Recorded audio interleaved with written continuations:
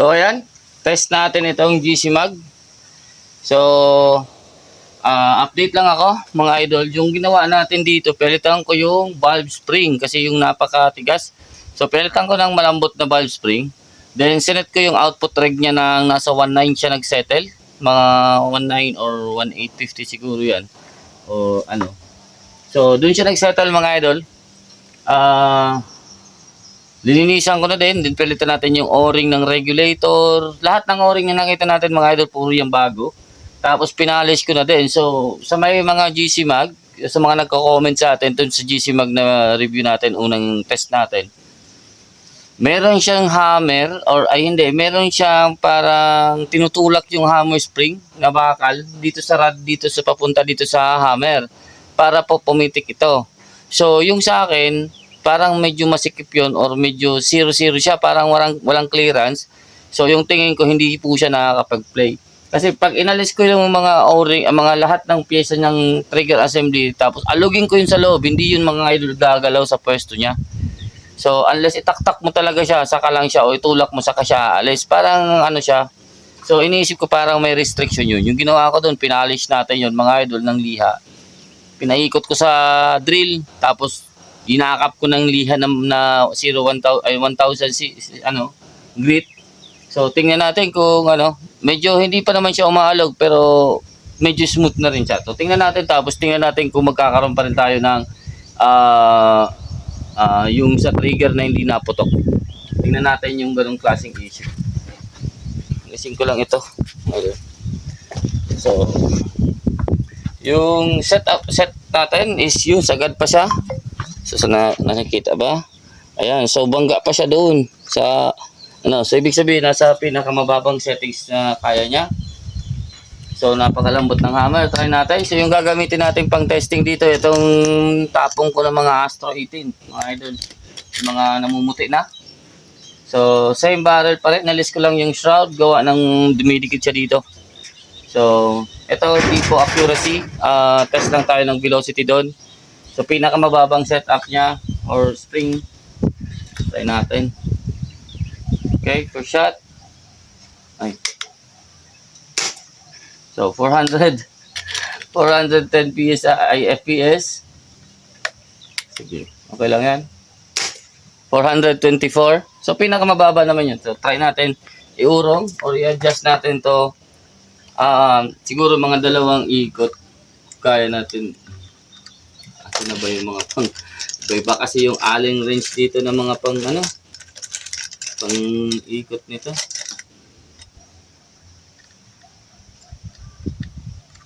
Wait lang, hindi ko kasya eh.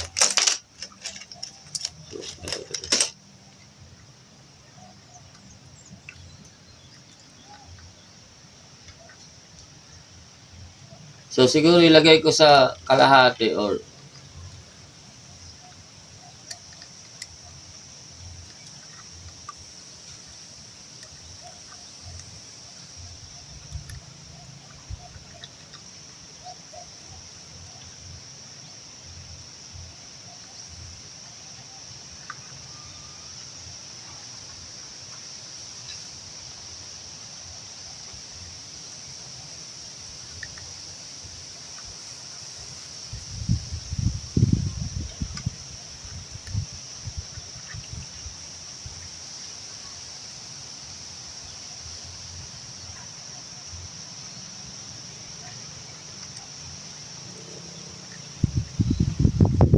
okay. So try natin to. Estimate ko na umawang siya ng mga 2 mm.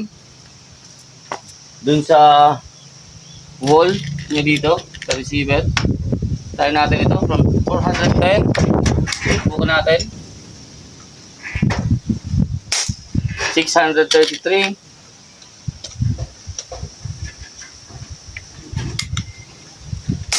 647. So, sige, try pa natin. So, yung output ito is 2,000 mga idol. Kasi pag mabagal talaga ito. So, gawin ko parang nasa kalahati na siguro siya ng mismong space niya dito.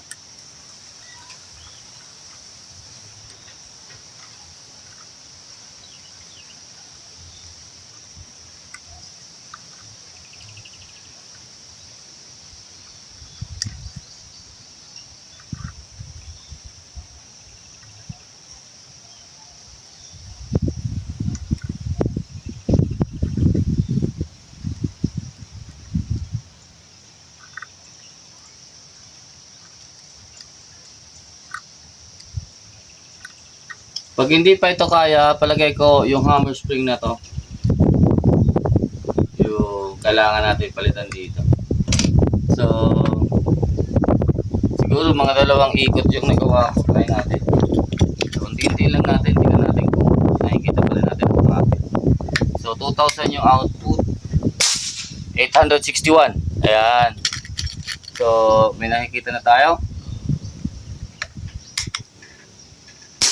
858. So, ayun. Nandito na tayo. So, yung area natin ng 851, 868 is nasa ano na, promising na din. So, may space pa kasi ako eh. Try natin. 1. Yung bibilangin ko dito yung butas para madali ko na siya makita kung nasa plateau na naman tayo.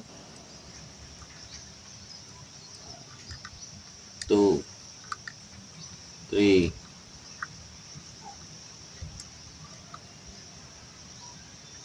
4. So, 4. Tingnan natin. Hopefully, makalagpas na tayo ng 900.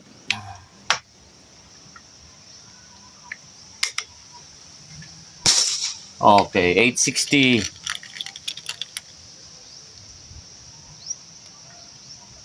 So, lalalambutan ko na yung aking valve. 860.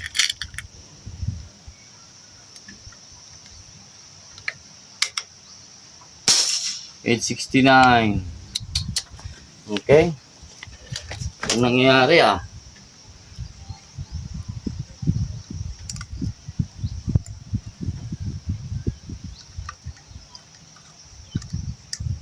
Dalawa. Low. 4. So, malapit na naman ako mga idol sa sagad. Siguro mga 1 ikot na lang or 2 ikot sagad na ako. Pero nandiyan pa lang yung velocity ko. 859. So, stranded na siya dyan. Yun.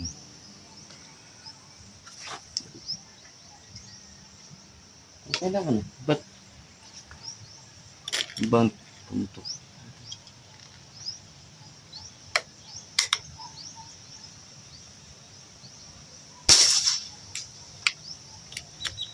Okay, wala.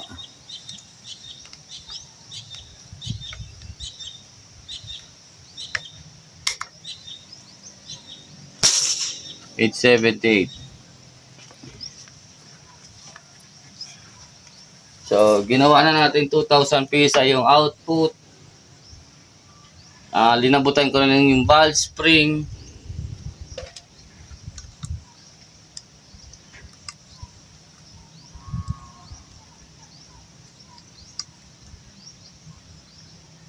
Okay, copy ko pa.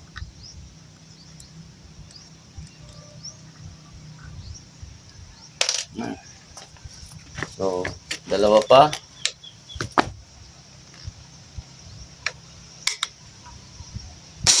$863. So, walang improvement na nangyayari mga idol sa unit natin.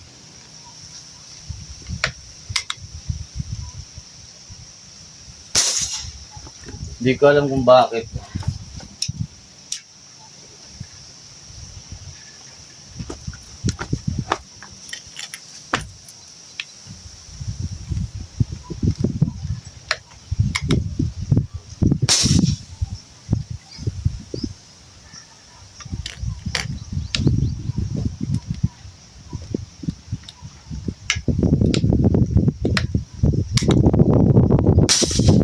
Ayun, may nakita ako, 902.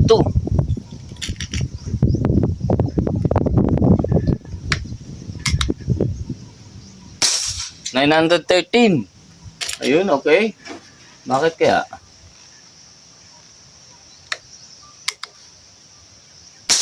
$904.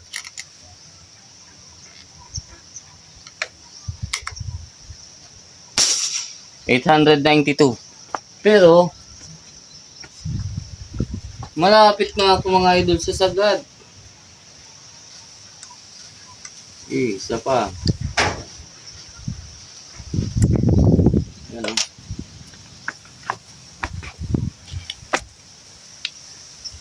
Hindi ko alam kung saan galing yun, ba't bakit bigla.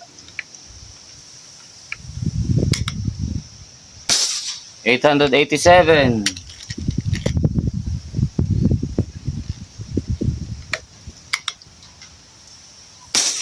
883. Error.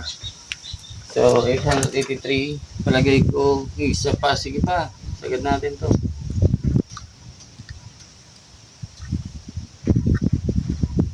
Tigas na.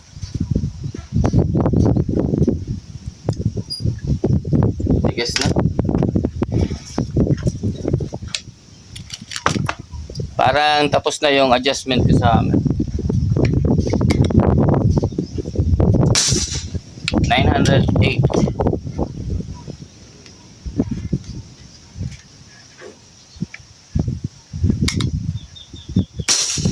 912. So, PLW nga mga ito.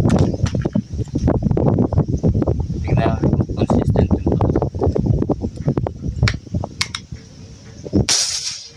914.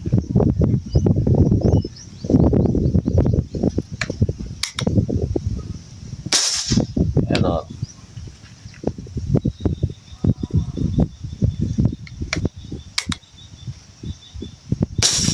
Error.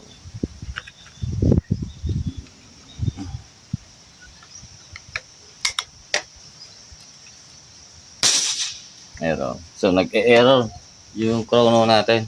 Pero 914 lang. Max na ako. No, kung kita nyo yan. Sagad na. So,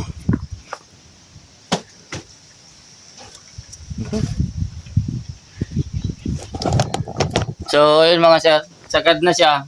Linambutan ko na yung valve. Spring ko. Yung kinarga ko dito sa payong. Para madali nga sana mabuka. Na hindi na natin kailangan yung persa ng hammer spring masyado.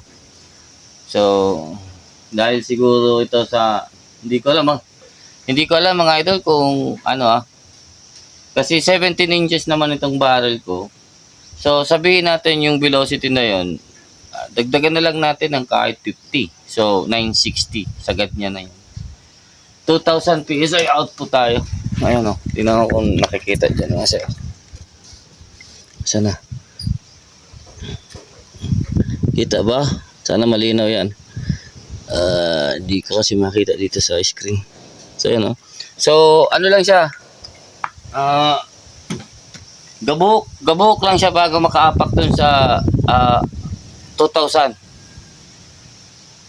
Pero ganyan pa rin yung velocity niya mga idol. So, iniisip ko lang kung anong problema. So, nilinis ko na ito. So, dito sa receiver, wala na ako dito iisipin. Pwedeng yung valve, pwede ko pa yung palambutin mga idol. Yung valve nito. So, siguro dadalhin ko tong chrono sa bahay para doon ko na lang iset. Kasi nandito to eh. So, doon ko na lang tingnan sa bahay kung paano ko pa siya kakalikutin at hindi ko alam kung ilan yung max niya. So, sa may mga klase GC Mag Classic V2 dyan, mga idol, sino sa inyo mga idol na nag 2,000 PSI output? Tapos, anong max velocity niya? Or, baka may sweet spot lang ito na receiver.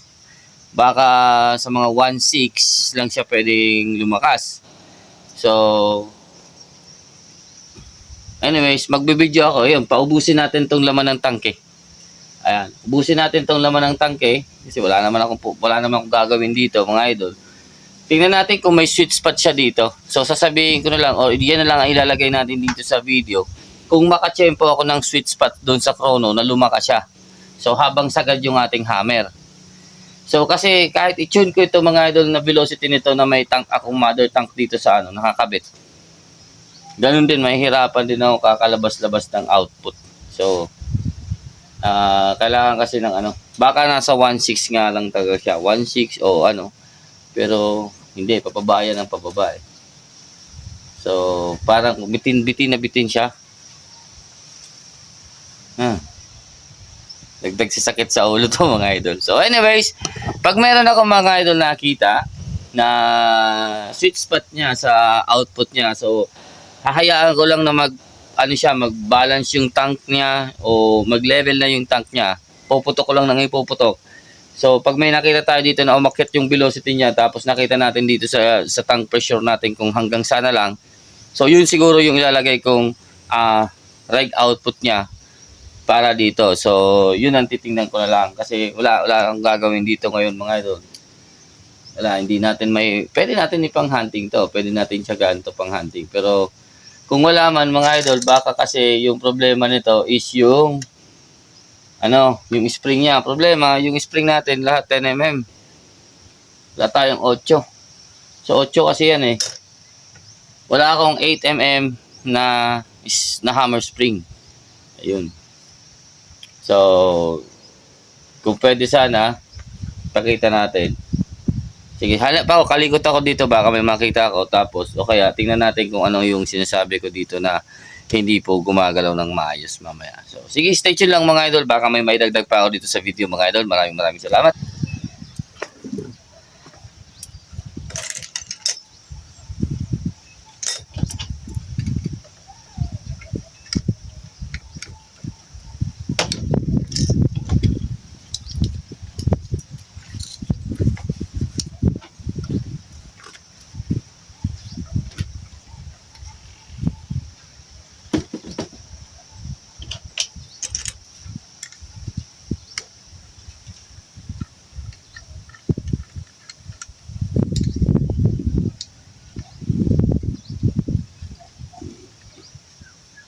Sa output reg ko, nasa 1.8 pa siya, oh. Pero yung tank ko, mababa na siya sa 1.8.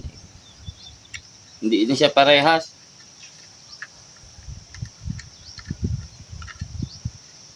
Palagay ko may problema yung gauge nito. Siguro hindi ito tama na output reg ko. So, pagdating sa bahay, papalitan ko to ng digital gauge muna para makita o maset natin yung output reg. Then, after ko maset yung output reg, makikita natin yan mga idol.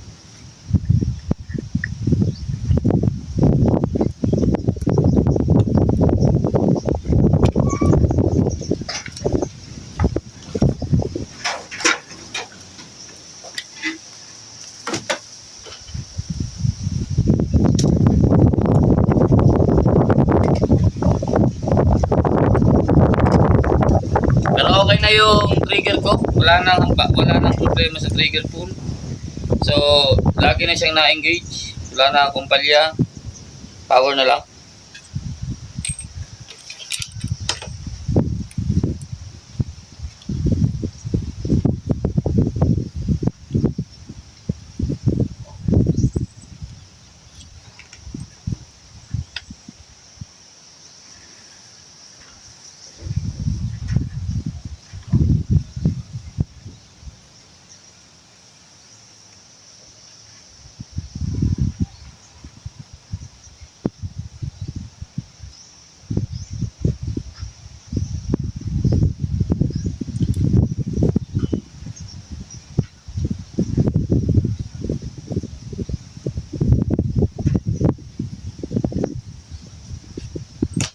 Isang screw lang kasi kumukontra na. So, power na lang. So, ito. Pakita natin. So, yan na po yung adjustment ko. Wala nang thread. So, palin natin.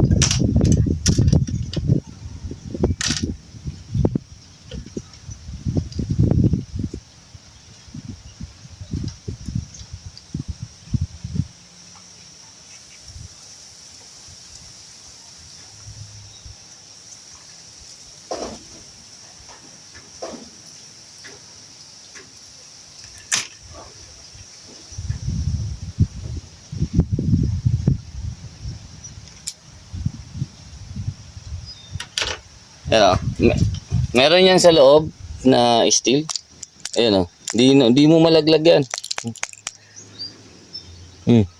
Di mabante din. Kung itaktak mo. Pwede mo din yan sungkitin.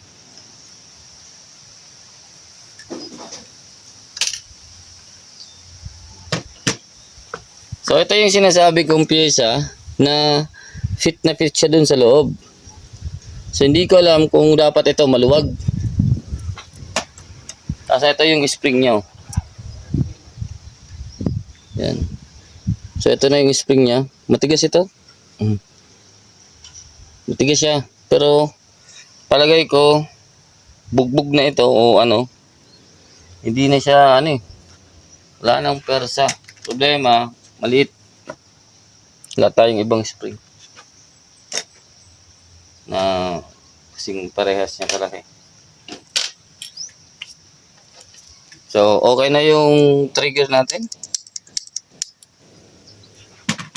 So, eto na lang. Siguro litan ko pa ito. At, yan o, malinis na. Napalis ko na yan. Kaso kumakagat pa rin siya.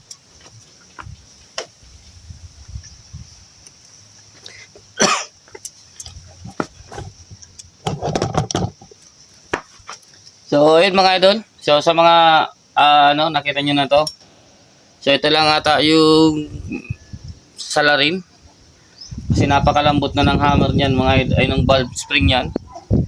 So, siguro kung may oras ako o dito, try ko alisin yung tank. Tapos dito ko subukan i-tune sa output rate niya kung alin ang gusto niya. So, meron naman akong tools. Kahit pa paano, mabubungkal natin yan. So, subukan ko. Pero ito, palagay ko dapat na to palitan. Ito na siguro talaga. Wala na siyang wala na siyang power. Wala na ata tong power eh. Parang nasagad na siya sa niya, sa capacity niya. Wala, hanggang diyan lang siya. Wala, hindi mo man to, may stretch. Ayun mga idol, maraming salamat sa inyong panonood mga idol. Hanggang dito lang. Take care, God bless. Peace out.